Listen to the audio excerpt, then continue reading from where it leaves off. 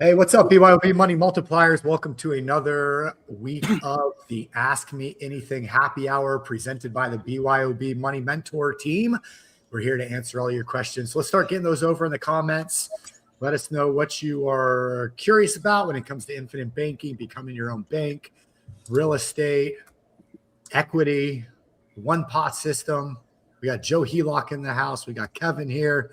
We got Tess, Brian, Linus, Jason, myself. We're going to answer all your questions. But we'll do a quick around the horn, introduce ourselves if you're the first time here, and get your questions over in the chat. But we will be right back to get this show rocking.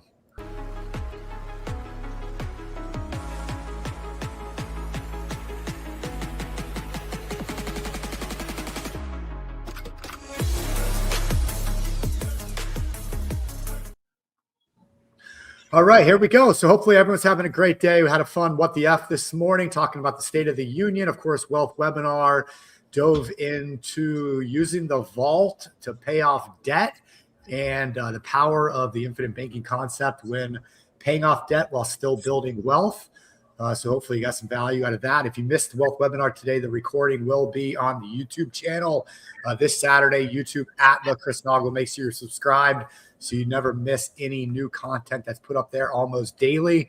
But I'm hanging out down here in South Florida myself. A beautiful day outside today. Dropped down, actually got down like the upper 30s, lower 40s the last couple nights, which is freezing for this time of year. But nonetheless, the days are beautiful and it's warming back up. So all is well in the world. Outside of that, hopefully everyone enjoyed the Olympics, the closing of the Olympics. I know I had a good time watching the hockey teams win gold, especially the men's team beating Canada. First gold medal for the U.S. in 46 years. Really cool stuff. So rocking my Team USA hockey hat all week in honor of that. Let's see. I'm headed over to Tampa, Florida tomorrow. I'll be at a real estate meetup event in St.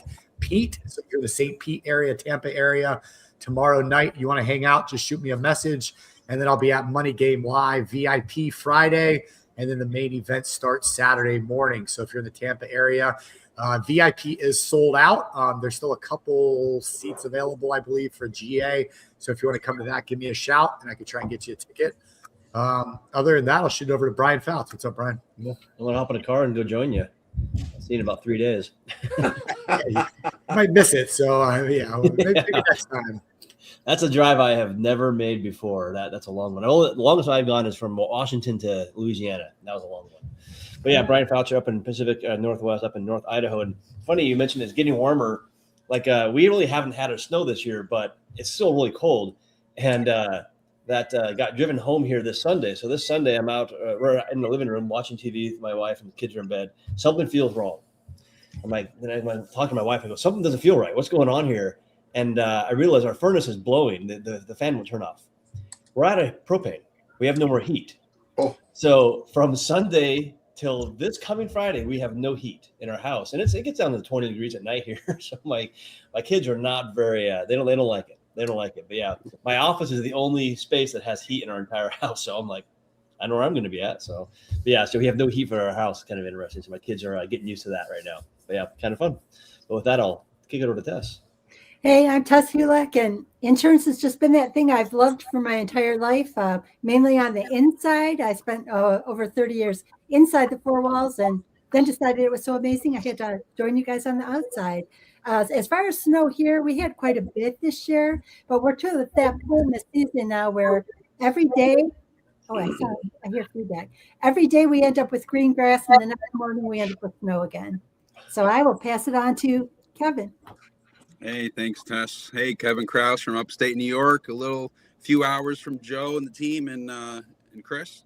And super excited to be on, answer any questions. Obviously talking about money, infinite banking. Been doing HELOC since 2013, infinite banking for about 4 years now.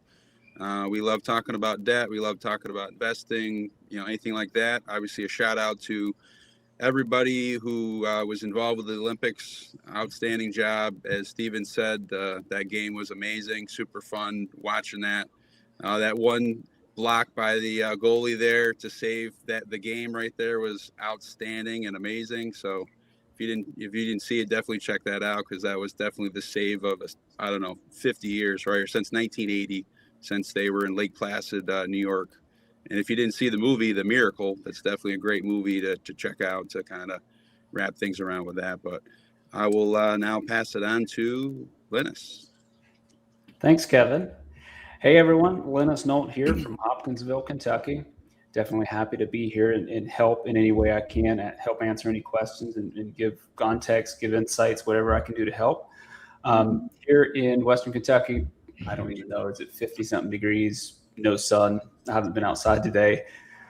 But yeah, I'm certainly having fun helping lots of people figure out and understand the infinite banking concept, and if it makes sense for them to move forward. I help a lot of people with their applications to go through underwriting and get approved.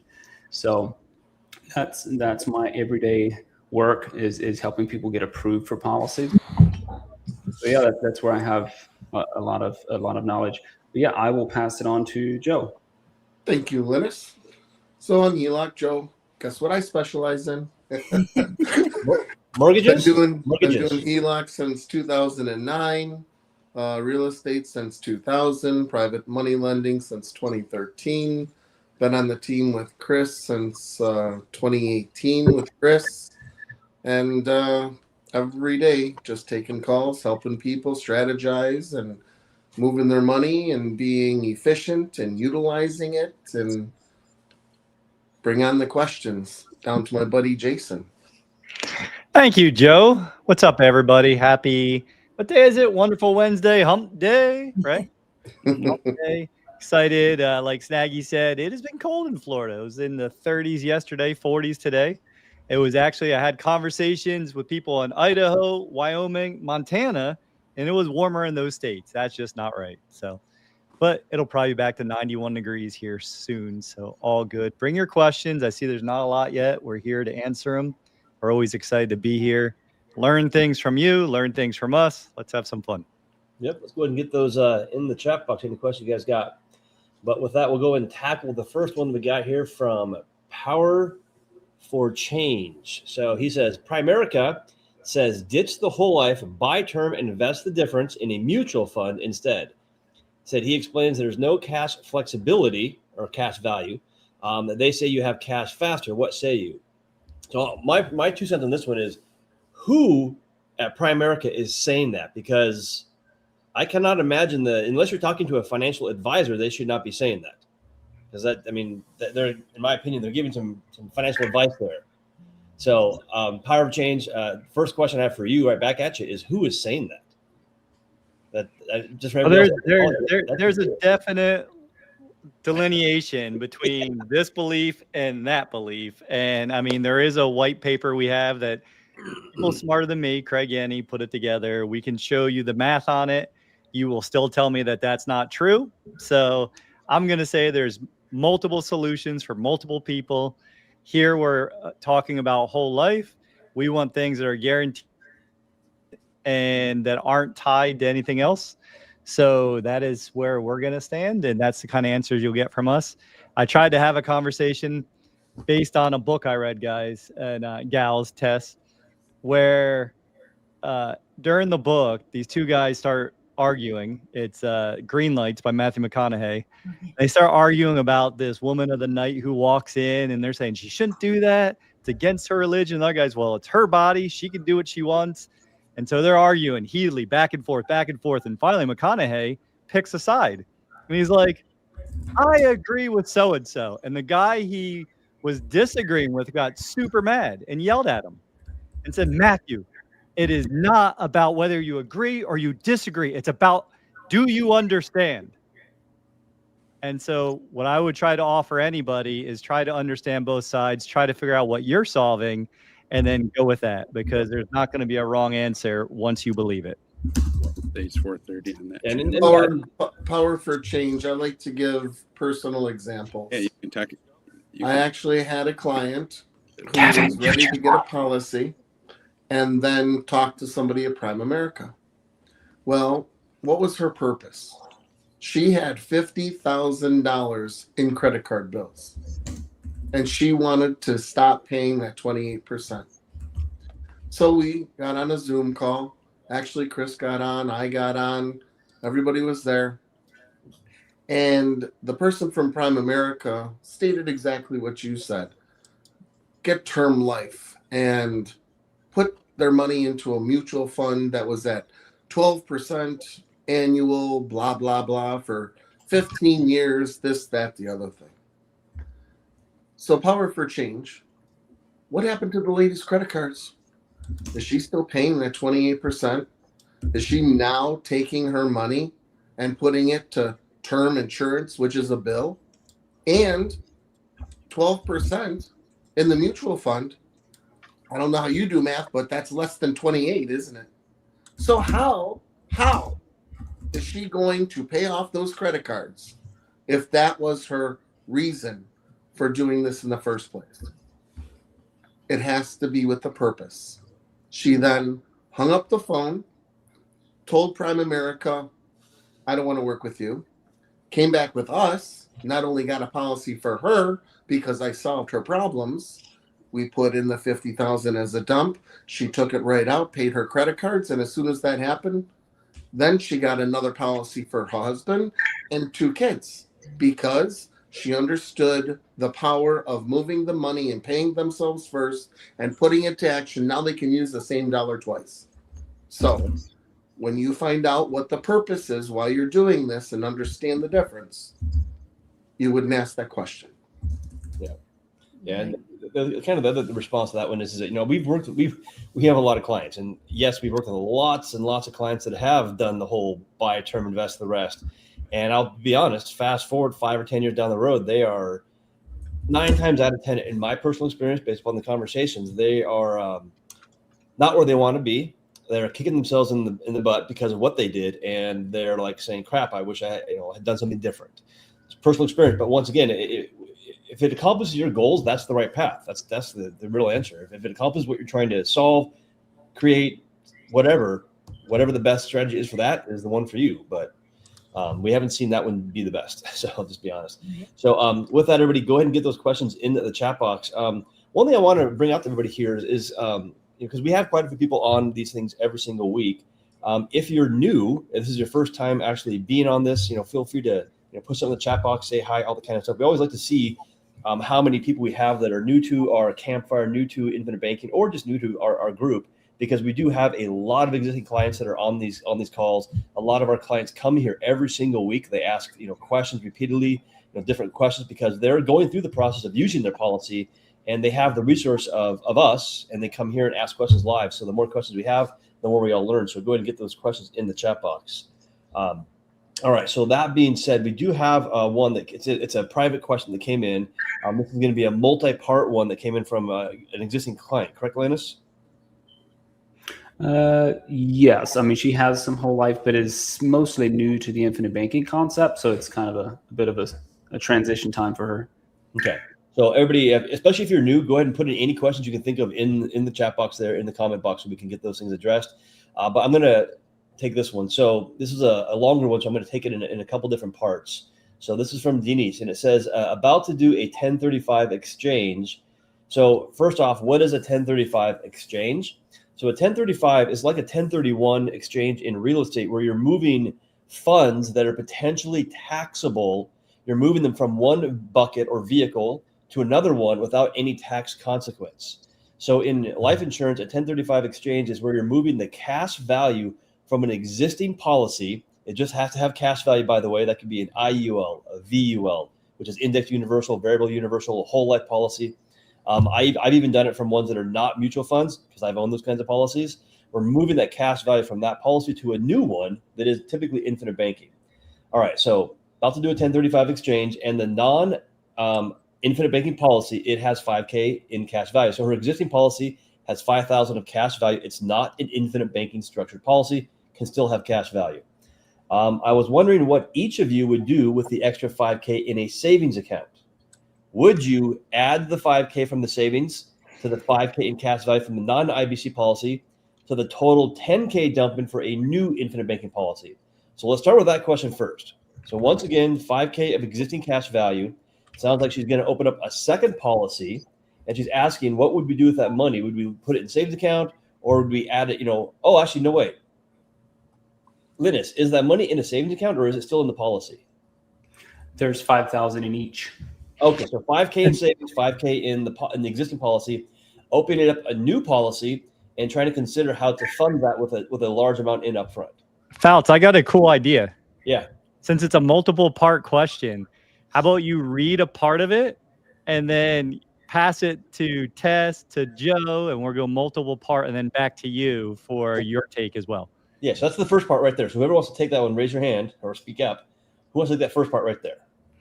Read it one more time. What's the question? Okay, so 5K in savings, 5K in the policy. Mm-hmm. You add the 5K from savings to the 5K in the savings to create a total of a 10K dump in for the infinite banking policy, the new one.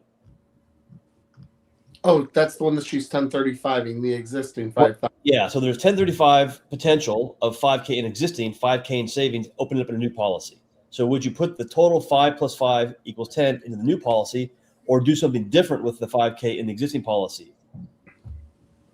I'd want it all in a policy myself. Absolutely. If you have money on hand, why wouldn't you want to run it through the policy?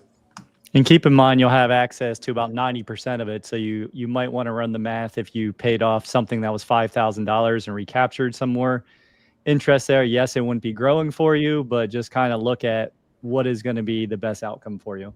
Or some people might just want $5,000 in go money sitting there.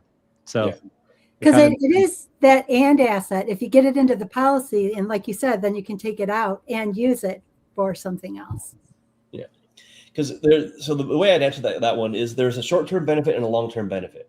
The short-term benefit is you can do something instant with the 5K, whether it's in the policy or the cash, that 10,000 total, I guess I would say, do something instant with it. Pay off debt, put it back into a HELOC, knock the interest down, all that kind of stuff. But you lose the long-term benefit of that money working for you for the rest of your life. So for me, I've made a lot of financial, I'll just call blunders, and I've learned a lot of lessons. And in almost every situation, it was the short-term benefit, except for about two things I can think of, but they were all short-term benefits, and I sacrificed a long-term, and I lost both, by the way. So I would lock it in for the long-term, and then address the short-term second. Okay, that's how, so do both if you can. Lock in long-term, and then address the short-term, but the short-term might take a bit longer to take care of. But it's going to I refer to that as walking over the $100 bill to pick up the quarter. Yep. There you go. All right. Yeah, good one. Second part of this one is, okay, put it towards, or this is kind of a question, put it toward the balance on the HELOC at 7.5%. So the question is, she's asking is, if I'm gathering this correctly, is take that 5K, put it towards the 7.5% HELOC, or put it into the policy. So the instant, both. Well, Joe, I'll let you take this one to start with. That's a both. Yeah, I was going to say the same thing, but yeah, I'll let you take it. As soon as you take your money and you run it through your IBC policy, when you take it out and borrow it at, say, 7%, and then the dividend comes in at 5%, it's technically only 2%. So if your HELOC is more than 2%, you said 7.5%, why wouldn't you want to store your money inside the HELOC to knock down that 7% rather than the 2%? So you could do both at the same time.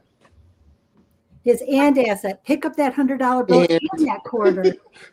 Jason and I did a video that time. And asset. Yeah. Because there's another way to look at this too. Yes, paying down the HELOC at 7.5% is going to save you in interest. It is going to save you whether you put the money into the HELOC first or put it into the policy first, then pay down the HELOC. Either way, there's going to be interest you're going to incur. That's versus just cash. There's no interest there because it's just gone. But the future value is gone of that money as well. So in the way that we look at this, we'd rather, be responsible for that money, pay it back with some interest, but then have that money growing for us so that instead of, having zero down the road, we'll have 5,000 plus the growth we've had. So 5 years down the road, the 5K might be worth $7,000 now. Long-term benefit, right? Versus the short-term gain. So that's where I look at it that way. It also depends on what's next. What is she doing with that money after it goes into the HELOC? Are we putting it into an investment? Are we what are we doing? I mean, I say not enough info yet. Yeah, I was going to I say. like. Oh, sorry, Brian. Go ahead. Well, I'll move to the third part. So if you're answering this one, answer it first, then I'll get to the third part. Yeah, what I was going to say is I'd like to hear a little bit more, right? She talked about a second lien HELOC. How much actually equity does she have in her house? Maybe she could get potentially a larger HELOC, right? To be able to do more with it.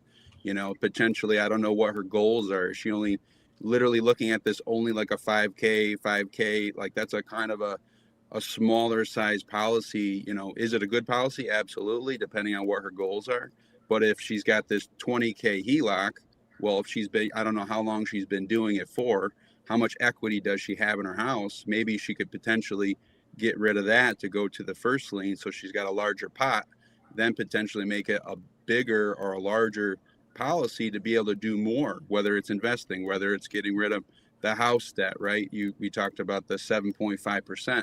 Obviously, the policies are more in the 5-ish range. You know, there's one company that's talked about being in the 4s. So I think we definitely, you know, from a short-term perspective of just, okay, you got 5 saved up, I think that's more of a feel good. Hey, maybe that's like liquid money to use for some of her bills, you know, that she kind of has to the side that she kind of keeps there. But then if she continues to put in, you know, more money into this 20 HELOC, hey, yes, that's a small pot you could use. But if we look at it for more of a holistic and a larger approach, we might have more options for her, and she might actually appreciate a lot more to be able to do more. Yeah. Yep. The third part of the question here is, you know, she's just asking for different scenarios, because the second part is, or keep some portion of the 5,000 in savings for emergencies. So I know exactly what pretty much every one of us is going to say. Savings is just a place that you put money, so it's there for the future. Where that savings is the actual decision. And I'll let someone else take it, because I know what we're all going to say. Well, and I'll say for sure, because this is what I did in the very beginning, that if I could undo it, I would undo it in a heartbeat. But I actually we were in lockdown, and I took my emergency fund, funded a policy, drew the money out, and put it back in a savings account. Biggest mistake. I should have left it in the, because you know what? It was lockdown. This Chris Noggle guy had to be a scam. I still didn't believe it. So I literally made payments into my policy for a year. If I could undo that, and it took me guys 5 years before I admitted that to anyone, because it would have served me better to stay inside that policy, because it would still have been available. They turn around loans so quickly. I could have got it as fast, if not faster, than from the bank. Yeah. And just so everybody is aware, so when we say emergency funds or emergency reserves, all that means is a liquid asset or liquid cash you have that could cover essentially 3 to 6 to 12 months of your basic expenses. So if you lose income, something happens, you have that reserve to go make sure that you can cover all your bills for 3, 6, or 12 months. Obviously, 12 months is ideal. 6 months is typically where most people are at. But what is the cash value in a policy considered? It's a liquid asset, by the way. Yep. So I have clients that do this. What does the money do in a savings account for you? Nothing. In fact, it's not working for you. It's working for somebody else, the bank. The bank is using your emergency reserves, by the way, to go create more inflation, if you want to call it that, but create loans for other people. So what a lot of our clients will do is they'll take that emergency fund, put it into a policy, and then just not borrow that portion of it. It's still liquid. It's still there. You can get it within 2 to 3 days when you need it, but it's now working for you. It's growing. It's protected outside of the banks, because the banks is not protected, in my opinion. It's protected, it's private, and it's there for you. So, and it's making interest that you don't have to pay taxes on. All the above. Anybody else? Oh, yeah.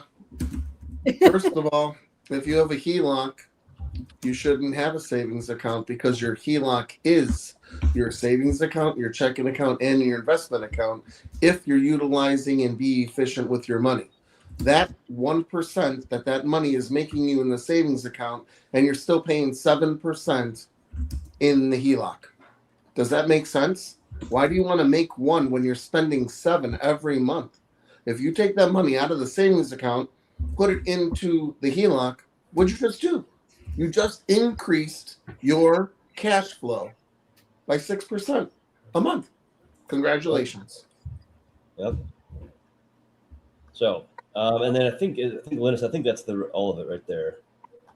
Yeah. So she says the rest of the question here. I guess I should probably hide this existing comments. I didn't realize this was still up. So the last thing she says here, she's looking to build up cash value in order to invest it as our income has taken a hit recently. So, I mean, you kind of answered the question right there. If you're looking to build up cash value, well, then that's what you should be doing with the dollars that you have if that's your goal. Now, once again, if your cash flow has taken a hit, not financial advice, but just be very careful about needing your policy to create cash flow. So like I've had this happen before, and this is my personal way I've done it. I'd like to hear from everybody else here. I've had a client who says, hey, I want to do a 100K dump in or a 50K dump in, some large number. They can say, I can do this premium, but the minimum, but I have to have this dump in. I need to be able to borrow back out, and I have to go create cash flow. Otherwise, I am not going to be able to pay my bills in 6 months or 12 months down the road. I need to create cash flow. What do you think I told them about infinite banking?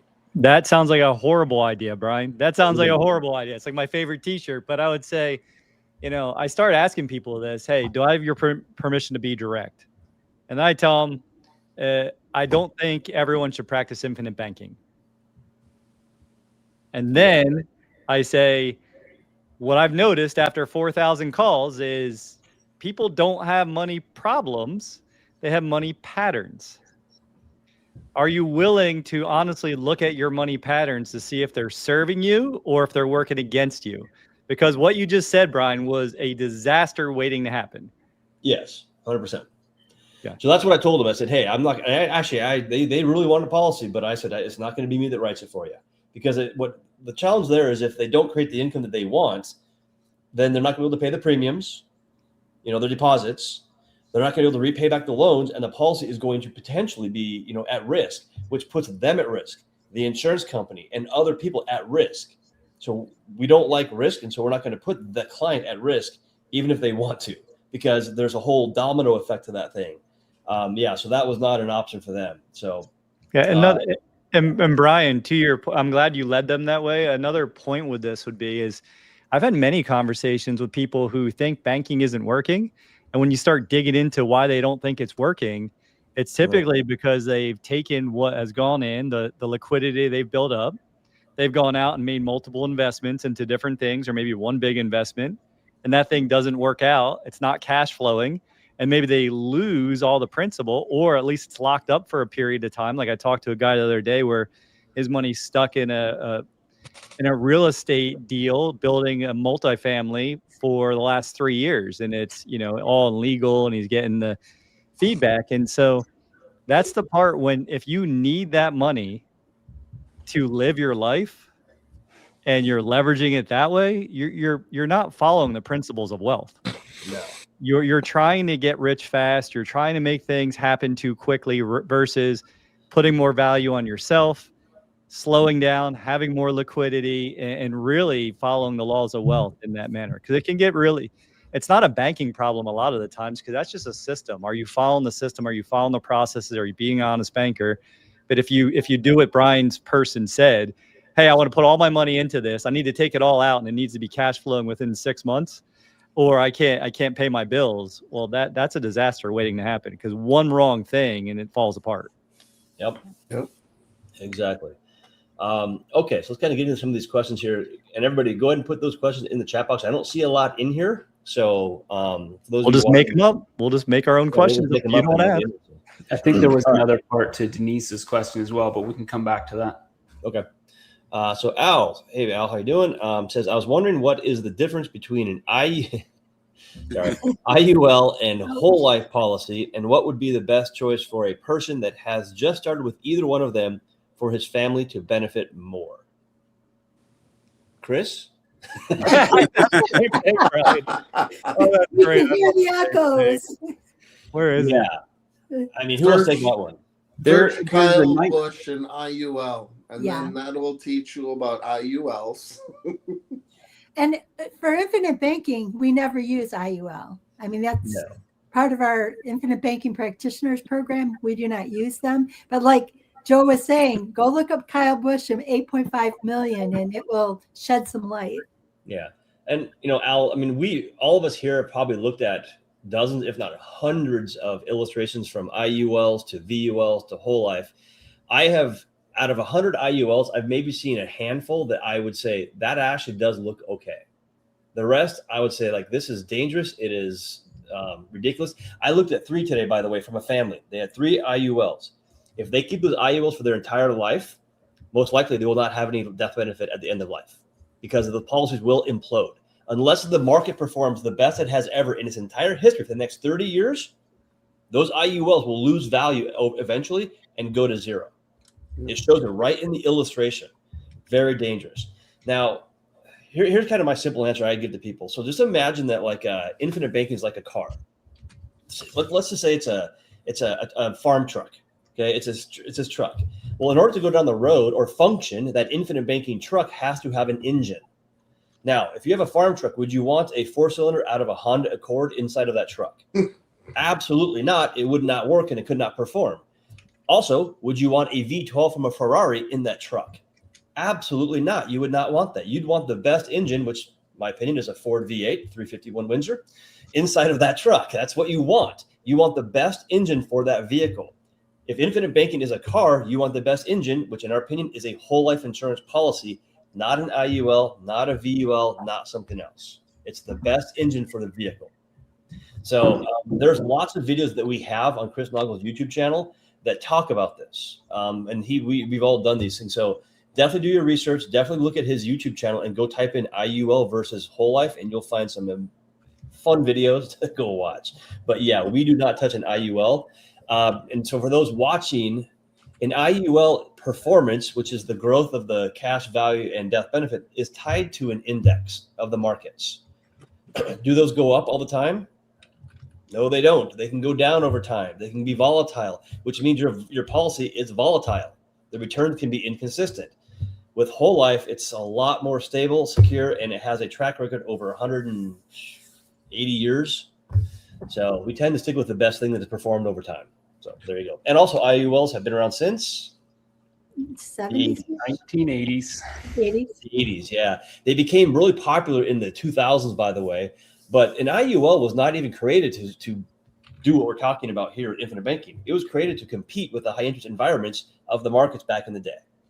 So it was And not really, and the actual person who takes the risk is the policyholder. With the whole life policies, the insurance companies are making guarantees to you. There's no risk to you. Yeah. I was going to bring that up. There is no risk to a whole life. And with an IUL, they put the entire risk on the client. Yeah. Another thing is, if you're here to do infinite banking, who is the number one purchaser of whole life? Banks.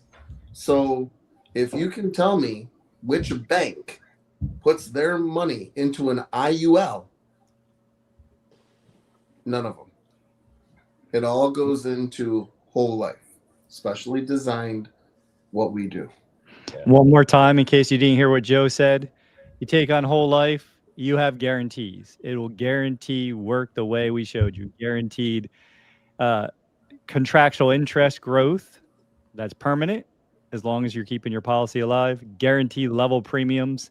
And when you're doing infinite banking, you're going to have an amount that has to go in. I call it a manageable floor. You're going to have a meaningful ceiling, meaning how much solves your problem or the opportunity.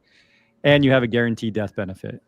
That word, guaranteed. Exactly. Love that word. And on the IUL side, you are assuming the risk. The insurance company is transferring the risk to you.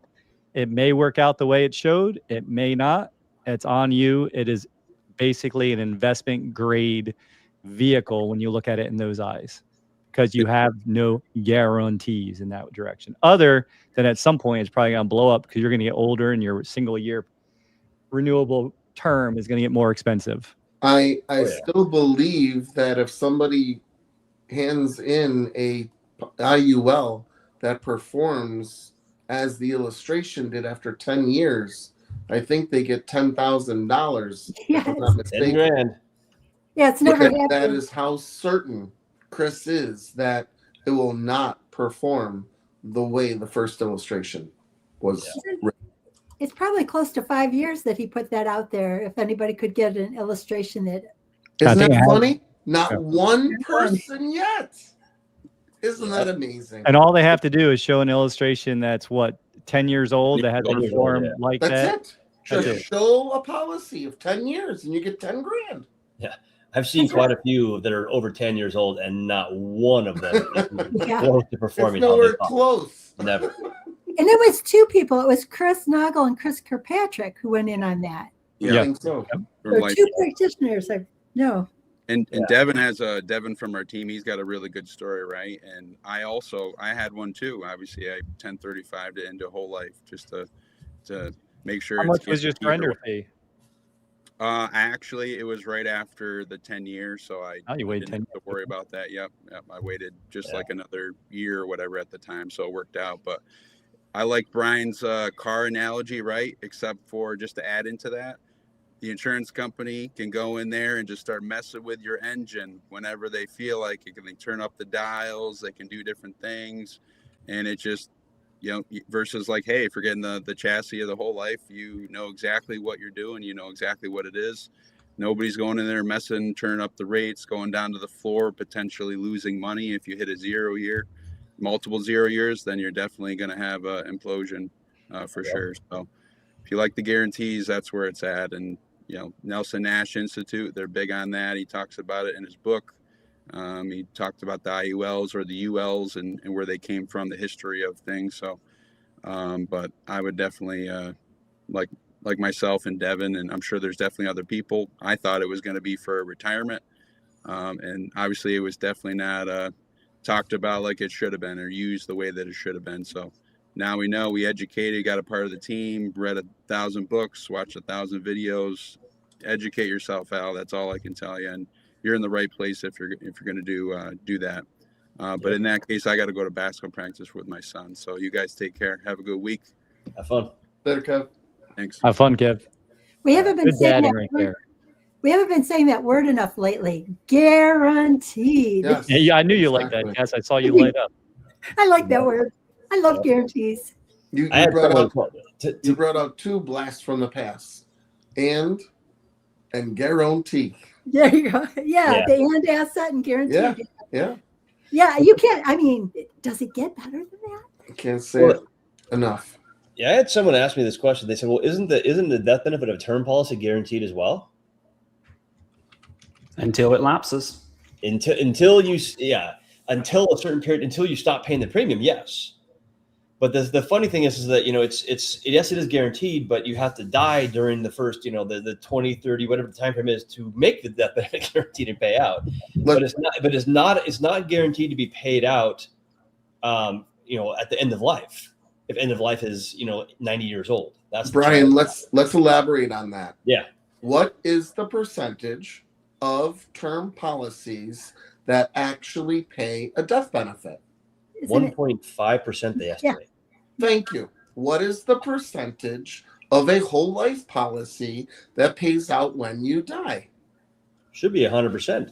Yeah, as long as you're paying the premium. Yep. Now, you would not even have received that term policy if the underwriter thought for 1 second that you would not make it for that term. Yes, it's kind of interesting. So, like, if you go and do the study on this, which I've done a long time ago on term policies, the ones that pay out, death is almost always it actually is. It's always unexpected. Yeah. Always.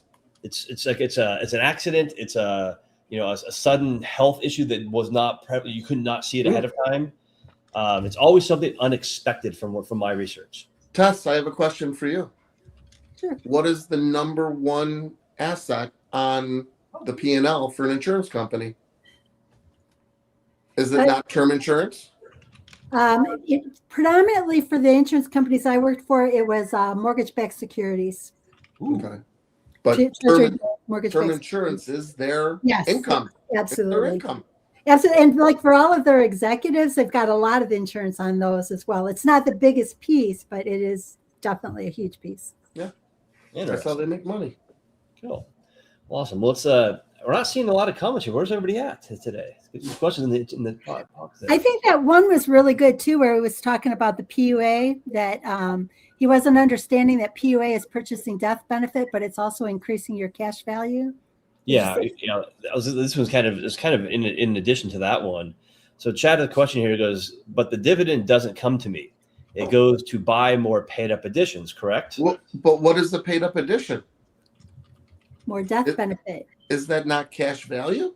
Yes, because your more death benefit purchases more cash value. Yeah, And isn't that what you're able to use? of course. All right, then. Guaranteed. You know, sorry. I just love that word. Yeah. So keep in mind, I mean, the cash value, which is what the PUAs are purchasing, the cash value is yours. Like if you can borrow it, you can cancel the policy and get the cash value out. You can permanently withdraw the cash value. I mean, it's yours to do whatever you want with. So the dividends do come to you in the form of paid up additions / cash value. Yes. And also the add death benefit. But no, it is yours, yes. But that there are more than one dividend option that can be chosen. For infinite banking, there's typically only one. But you can have dividends paid out as cash. They can go buy index. They can go buy you actually index returns, which I've never heard of a person doing that. Or it can go to PUAs. It can even be used to pay premiums, by the way, down the road. Yes. So that's why if you look at the illustrations that we build, you often see the premium go to zero at some point in time. That's because your dividends are large enough that they can go now and they can cover the premium. And now your policy is self-fulfilling or self-funding, as we call it. So lots of options, but yeah, mainly it's going to be the PUA option. Let's see, what else we got? Okay, so Chad has another question here. He says, you mentioned borrow at 7%, so that's the loan rate, but the dividend is 5%, so the real cost is 2%. My understanding is the dividend pays for more PUAs, correct? Not sure of dividend of cash. Am I missing something? So yes. So from a not even 30,000, from a 50,000 foot level, yes, 7 and 5, correct. But in reality, how it does operate and function, it's not that way. So I don't know if anybody wants to elaborate on that. So what, by the way, for everybody who's listening, what he's referring to is if you borrow at 7 and you're earning 5% dividends, your spread is 2% or negative 2%. That's what he's focusing on. But it's not a black and white situation. Yes, you have to know what your money is doing. That's when we're educating this, when we're leading this part of the presentation. When I always talk about Jason being an honest banker. You're banking with me. I'm giving you 4%, right? Guaranteed test 4%. And you want to borrow the money from my bank, and I'm like, Tess, don't do that. I'm going to give you a loan for 6%. Am I telling you the truth that after 5 years, Tess, that you will make money growing at 4 and borrowing at 6? Absolutely. Yeah. But you're going to tell me no, because 4 minus 6 is -2, guys. What are you talking about? Joe, you just said earlier, if 1 + 1 = 3. Yeah, but that's not the way money compounds, Jay. Yeah, but Chad, that is one of the common approaches that keeps people stuck. When we talk about money patterns, your question, and it's okay, but your question is proving why people are stuck. Mm-hmm. You have to understand what is happening, and it's pretty simple. When it's uninterrupted and compounding, it's going to have more growth because it's going to look like this, and then it's going to start going like that over time, right? These things don't get sexy till later. And then when you're paying down principal, your interest amount is getting smaller as you're paying that down. So you can actually make money in a negative spread like that. And Chad, I'll give you an example. In year 4, I had $800,000 that I borrowed from my policy. I paid $38,000 in interest, received $35,000 in dividend.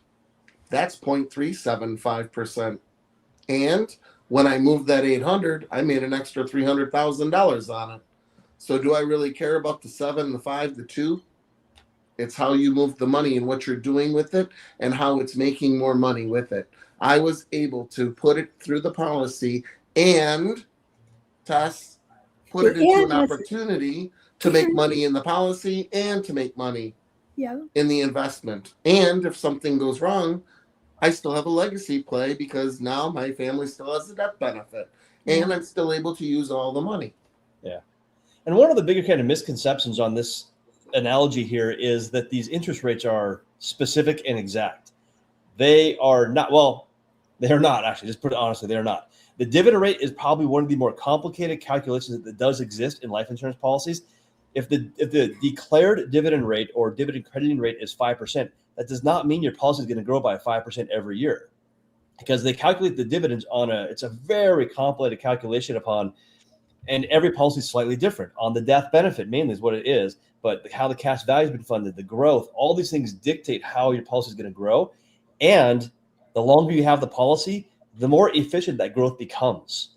It is an amazing thing. So you look at year one, you'll find out the growth and efficiency. Okay, it's this. 5 years later, wait a second, it's better. 10 years down the road, holy cow, it's getting more. It's growing even faster, even though it's only 5%, but now it's growing faster than that. It is awesome. So it's so you're comparing apples and grapes, not even oranges, apples and grapes, in my opinion. Yeah. Also, you've got to understand that the loan rate is an annualized rate, assuming you don't make any payments on a loan. It's 7%. But if you borrow $10,000 and 6 months later you pay the entire $10,000 off and take no more loans, in that given 12-month period, it's not 7%, it's 3.5%. So you can manipulate the loan rate based upon how you pay back the loans and use the loans. The dividend just keeps on growing no matter what. So we've all used these policies, and this is one of the more common questions we get. But in our personal experiences, yeah, I mean, it's the opposite. It's you're going to make more, earning 4 while paying 6, as Jason said. Hi, guys. I got to go pick up Ariana. All right. Yeah. Tell her hello. But this is a great question. Yeah. Oh, please. Yeah. Hold on, Brian. Before you go to the next question, I know we're getting close to the end, but when you were saying that, this popped into my head. I thought it was fun. If you came on here every Wednesday and listened to us, like some of you do, which thank you for being here all the time. Like Shauna's here all the time. Mama Bear, who's ready to come out of hibernation. She told me earlier today, so we're ready for it to get warm everywhere. But what I was gonna say is, I just imagine like a song. Like imagine AI going in and just taking the highlights. We say the same stuff over and over again. Like I'm literally listening when a question's asked. Linus will say the same thing. Joe, Tess, myself, Brian. But these are how simple this is. It's not like we have to come up with new stories to say the same thing. But imagine like a song that would just play like little beats of us saying the same thing over and over again. That'd be pretty funny, right? We should create one, and then people can listen to it overnight while they sleep. No, I just have ideas. Someone else has to go do that. I'm the idea guy. Shauna said that Linus needs to sing. Linus, you can sing our song. That was only if there was no questions. Unless Linus wants to sing. Yeah. Well, we got this one right here. Which kind of this question here, or this comment, actually dovetails onto what you just said. And this is from Tad, and he says, is it time well spent to customize an AI agent to utilize all this great info in developing a portfolio for investment, retirement, or money multiplying? At some point, yes, maybe, but you got to understand, where is AI getting the information from that is given to you? Yeah. That is not from experience.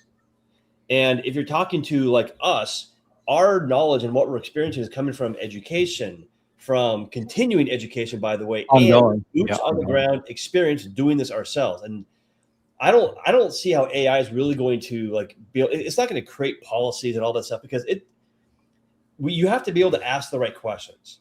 So is AI going to ask you the right questions to create the policy and the structure and the strategy to solve your problem?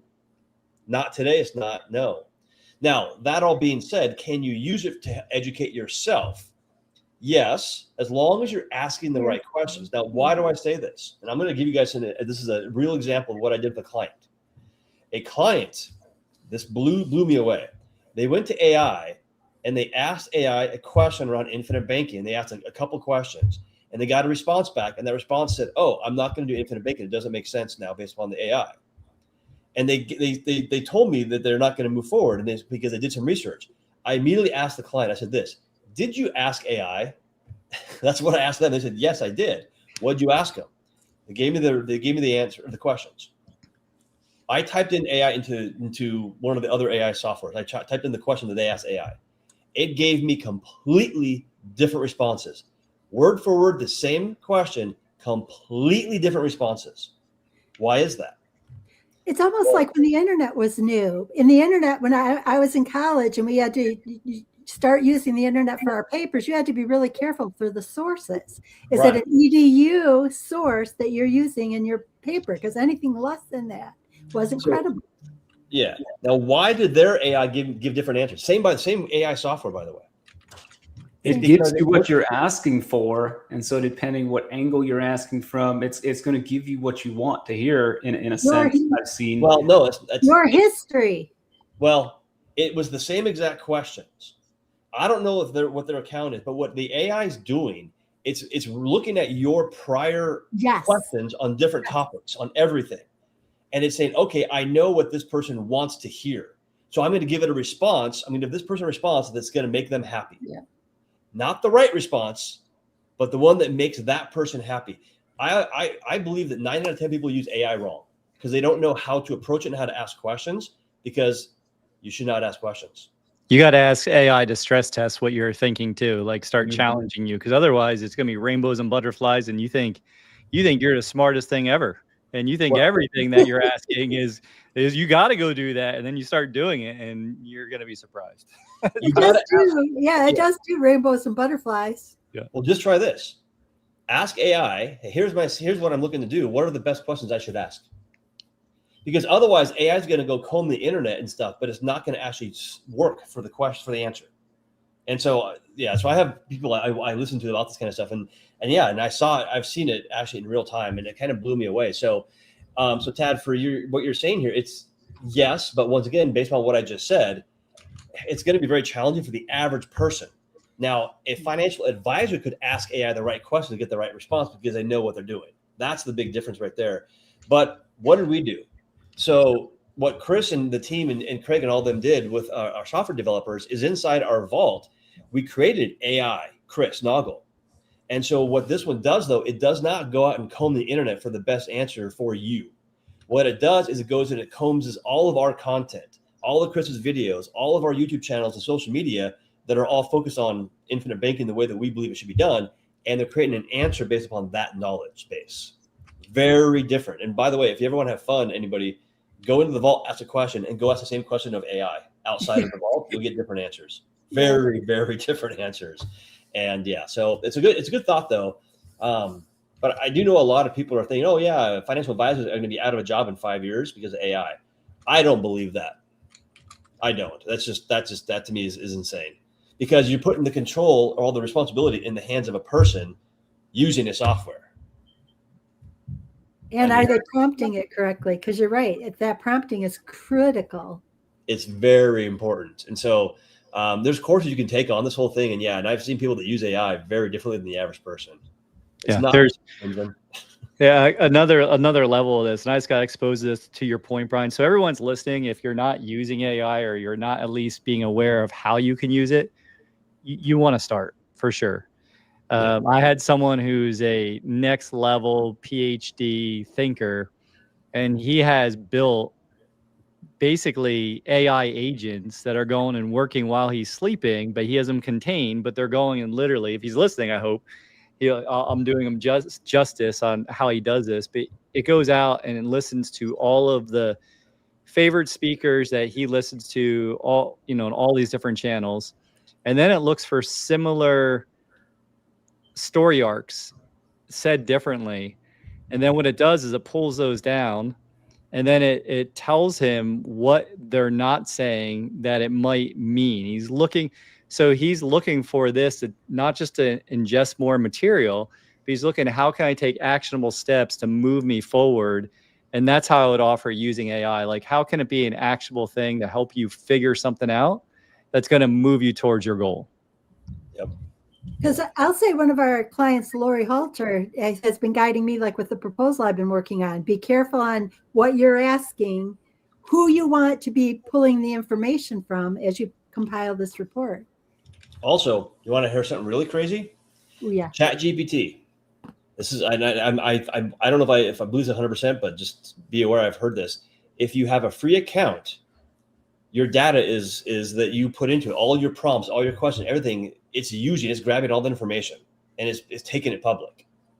So if you're in a competitive space and you're using AI to create, copy and ways to make yourself better, guess what your competitors are doing?